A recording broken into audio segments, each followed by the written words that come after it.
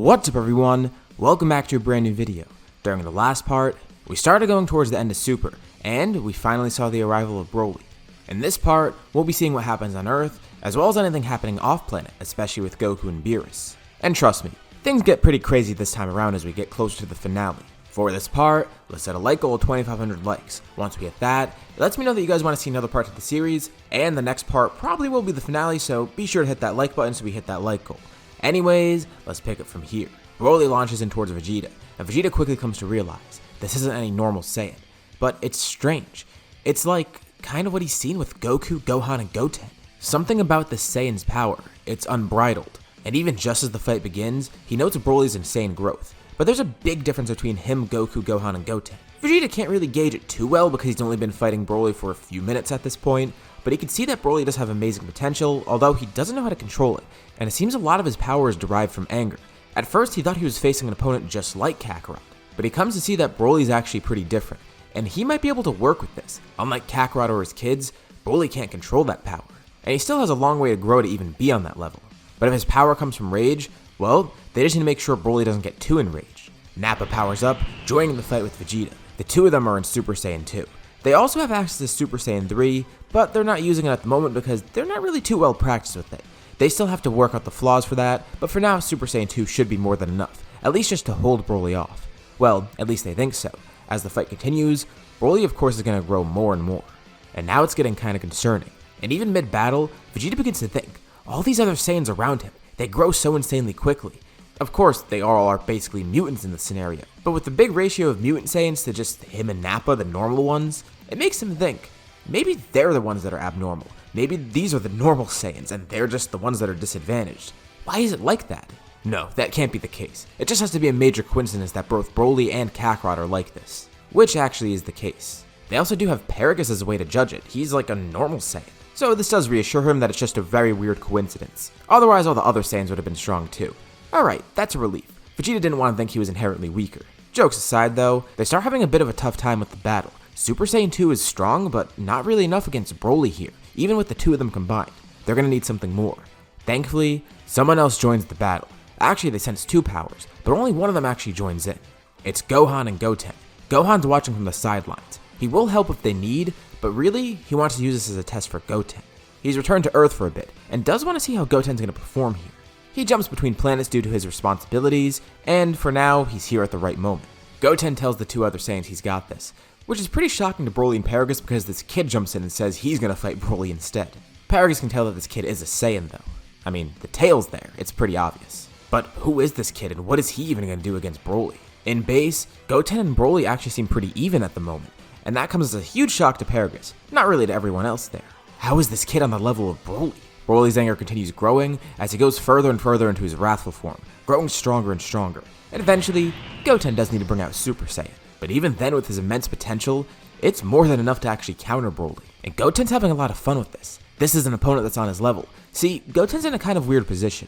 Of course, he has the amazing potential that both Goku and Gohan have, actually a little higher than Goku's because he is a hybrid. But the thing is, he is a kid, he has less years of experience. So while he is incredibly powerful, well, he's not as powerful as Goku or Gohan are, but at the same time he's stronger than pretty much anybody else that he faces. And it's strange because that makes Broly the perfect opponent for him, someone who's so far above everybody else, but not really on the level of Goku or Gohan. And Gohan's glad to see this too. He can tell that Goten's thinking the same thing. This is the battle that he's wanted for a while. But how is this fight supposed to end? Broly is not going down. Yeah, Goten might even be a little bit advantaged here, but Broly just keeps getting up. When they think the battle's about to be over, Broly's rage gets him more power, and he gets back into the fight.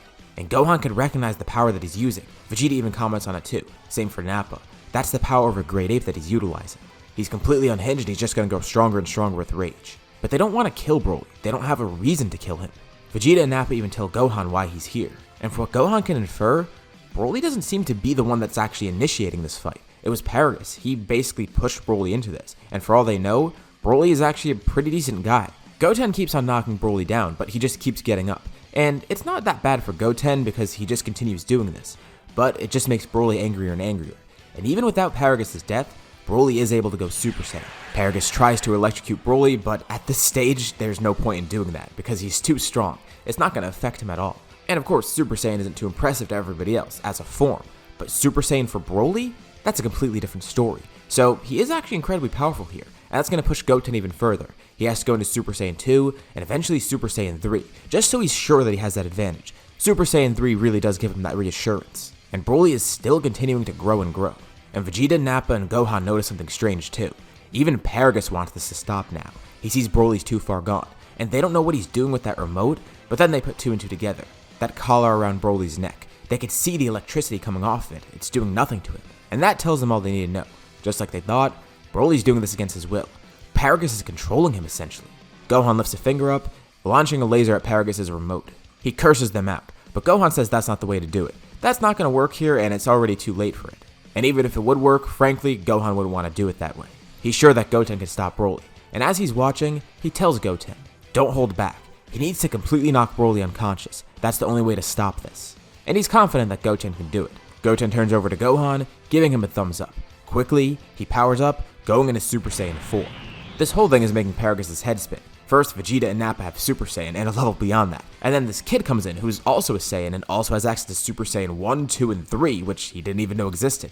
And now he's this, whatever the hell this is. And even though Goten looks completely different in Super Saiyan 4, it's still Goten. He's still a kid, and he has fun with this.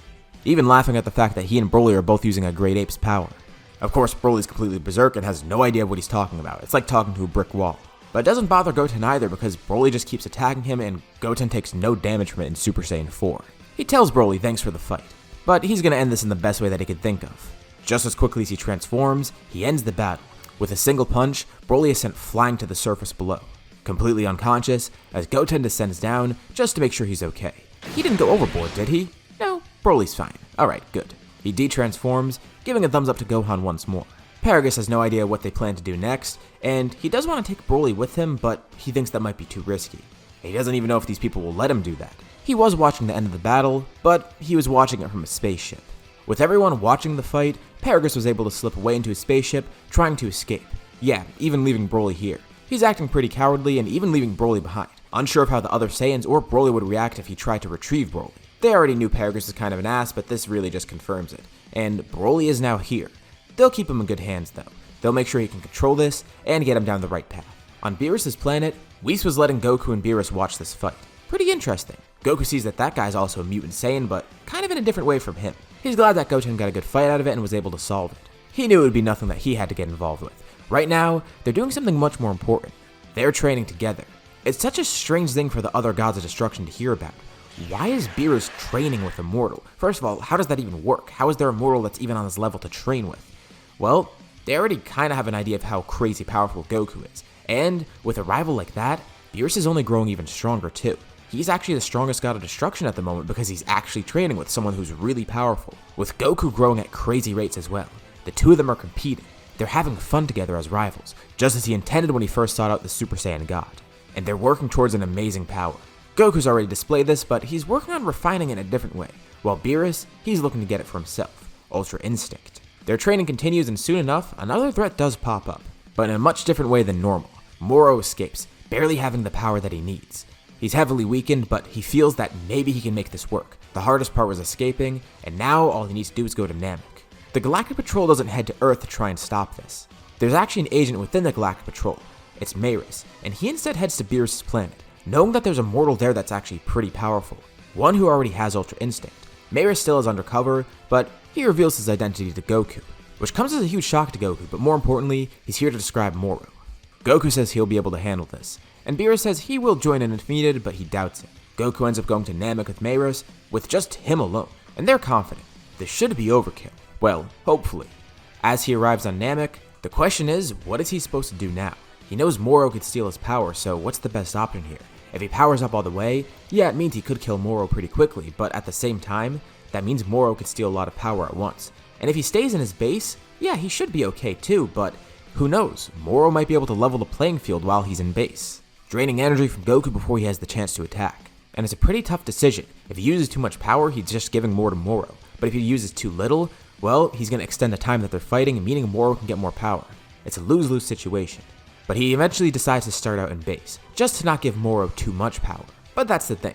Goku has so much strength, even in base, that Moro is able to absorb enough for him. And by the time Goku does try to transform, well, he's lost a lot of energy. and now Moro's regained a lot. He actually looks a lot more youthful. The energy from Goku, it's incredible. He didn't expect one mortal to have this much energy. The two of them clash, as Moro continues draining more and more energy at a rapid pace from Goku. And at the last moment, Goku tries to activate Ultra Instinct, not allowing Moro to take any more energy from him, but it's already too late. He was able to act quickly enough. Moro's smart. He's cunning. He was able to get energy the second that he knew he had the opportunity to. And that let him even the playing field and now actually get ahead since Goku lost a lot. Similar to Buu and Cell, Goku being so strong here is a double-edged sword. When there's an enemy who could thrive off energy like that, Goku being stronger means the enemy could be stronger too. And in a rare moment, Goku's actually defeated by Moro. Thankfully not killed. Moro leaves him alive, knowing that if Goku rejuvenates, he could just take more energy from him. He'll leave this Saiyan here to rot. And since Goku was the only one on Namek trying to stop Moro, well, he's able to get the Dragon Balls and get his wishes. Okay, this is kinda bad, but Goku's not deterred. He still has more than enough power in store, and thankfully by using this method, he didn't give Moro too much energy. Moro absorbed a lot, but Goku wasn't at his maximum power. He needs to recuperate. First, Beerus goes to Namek, able to evacuate Goku off of it, and then he has to bring him back to Beerus' planet. By the time this all happens, Moro's wishes are done, he's already regained his youth. Whis is able to heal Goku, and Goku wants to get right back into the fight. But this time, Beerus steps in. He says he's gonna join. He says he doesn't want Goku screwing it up again. But Goku said there was no way around it. In all fairness, Moro's a pretty tough opponent. Him being so strong actually wasn't too helpful here. But he did notice, in that moment that he utilized Ultra Instinct, it was enough. It stopped Moro from taking more energy. But the thing is, he needs more strength in Ultra Instinct too. Because with how strong Moro is now, well, even that might not be enough. But Beerus tells Goku, he has been working on a new evolution of power, so he should be fine. He just needs to not hold back. This time he needs to use that power right away. And Goku confirms this with Beerus. Beerus is going to join along too, just to watch, and in case Goku does need the help, he'll be there. Not long after, Moro is on a planet that's been completely drained of energy. Just as they're about to leave, all of his crew suddenly falls unconscious. Somebody attacks, moving so quickly that nobody else could see it except for Moro. He saw it and sensed it. It's Goku. He's back. All the other prisoners fall to the ground as Moro stares down Goku. And Moro smirks. Great. Another snack. He's glad to see Goku healed so soon. But Goku doesn't exchange many words. He remembers what Beerus was saying. He needs to work as quickly as possible here, not being afraid to use his power. And Moro coaxes Goku into using more strength, trying to encourage him to use that power. And Goku asks if he's really sure. Moro hasn't seen his true power, and Moro's confused. He saw that technique, Ultra Instinct, and he was able to contend against that kinda. And Goku grins. Moro thought that was his full power? Goku powers up, surrounded by a fierce reddish-orange aura. It's Super Saiyan 4, and Moro's confused. He doesn't sense much strength from this form. But Goku reassures Moro, trust him, this isn't the end of the power.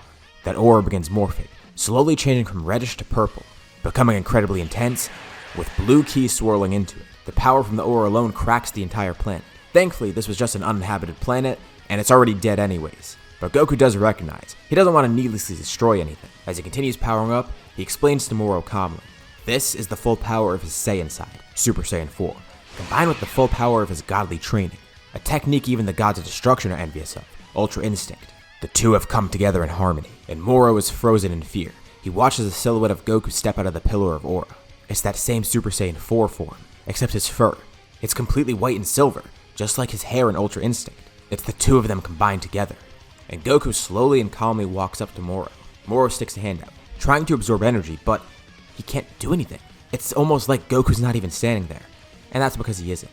He's looking at an after image. Moro hears someone talking very calmly. It's Goku. It's like his voice is disembodied. He can't even see Goku. Goku says he wishes he could have continued this fight longer, but he knows Moro is too dangerous. He really did want to test out this power though. With one swift attack, he knocks Moro unconscious. Moro wakes up back on another planet. It's Beerus' planet. Beerus was able to round up all the Galactic Patrol prisoners, locking them away for good. And Moro is terrified at the sight of Beerus, but he can't even react in time. By the time he tries to say something, Beerus already seals him away. Moro is too strong to be imprisoned, but at the same time, Goku didn't want to necessarily kill him right then and there. This was a better solution. Alright, now that that's dealt with, Beerus wants to see the true extent of this power. He tells Goku, it's time for them to fight at full power once more. It's been a while since they sparred at full strength, and Goku hasn't utilized this power too much, but it seems he has a control in it now, even using it against Moro. Even though it was overkill and he didn't really get to use it to its fullest. And the two of them are ready. Goku's still at full power, and that fight with Moro didn't really take too much out of him, and he does really want to fight. It was a little bit underwhelming facing Moro, so yeah, he'll fight Beerus right now. He powers back up into Ultra Super Saiyan 4, his official name for that. and then Beerus powers up, showing off something that he's been working towards for a while. This one's an odd balance for him. His destructive godly energy flares up, with his full power being shown, but at the same time, another side of him awakens. He has to find the perfect balance, a balance between destruction and creation, specifically a calmer godly side of him. On top of his full power, he shows something else that he's recently unlocked. He doesn't look much different from before, but his aura definitely looks different, and there's a slight difference in his eyes. They're closed, and he opens them. They look just like Goku's. Of course, this power is no surprise to Goku, but he's glad to finally have an all-out battle with Beerus between these two forms. Beerus is now utilizing Ultra Instinct to its fullest, and this is where we'll leave off for now. So, what do you guys think about this part? What do you think is going to happen next time, especially with this battle between Goku and Beerus? Let me know your thoughts and suggestions in the comments below. I'll be sure to check them out to see what you guys think. As always, if you like the video, be sure to drop a like, and let's hit that like goal from the beginning of the video so we can get another part of this story. If you haven't already, be sure to subscribe, as well as hitting the bell icon to be notified of any future uploads on my channel, including more parts of the story or anything else like it. Anyways, thank you all for watching, and I'll see you all in my next video.